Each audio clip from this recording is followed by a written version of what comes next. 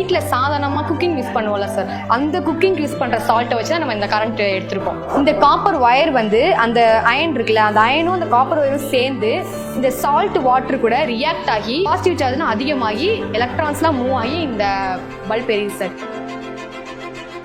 இது ரொம்ப low budget, ரொம்ப யூஸ்ஃபுல்லான திங். இது வந்து ஃப்ளட், இப்போ நம்ம ஃப்ளட்டில் எங்கேயாவது மாட்டிக்கிட்டோம் ஏதோ ஒரு விஷயம் அப்படின்னா கூட இது நம்ம கரண்ட் நம்மளுக்கு அப்போதைக்கு எதுவும் ஃப்ளட் வந்துச்சுன்னா கரண்ட்லாம் நம்மளுக்கு கிடைக்காது.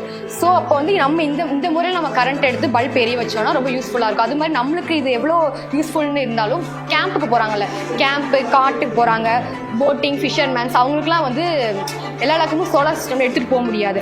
அவங்களாம் வந்து இந்த மாதிரி முறையில் வந்து உப்பு தண்ணியில் வந்து கரண்ட் எடுத்து பல்ப் எரிய வச்சா அவங்களுக்கு ரொம்ப யூஸ்ஃபுல்லாக இருக்கும். அதுவும் கேம்ப்ல இருந்து ரொம்ப யூஸ்ஃபுல்லாக இருக்கும் சார். பிளேடில் வந்து அந்த ஈரப்பதம் இருக்கு இல்லையா, அந்த ஈரப்பதம், அந்த உப்பு ஈரப்பதம் வந்து இருக்கிற வரைக்கும் எரிஞ்சுட்டே தான் இருக்கும். 3 மணி to 4 மணி நேரம் வரைக்கும் எரிஞ்சுட்டே தான் இருக்கும், அமரவே அமராது.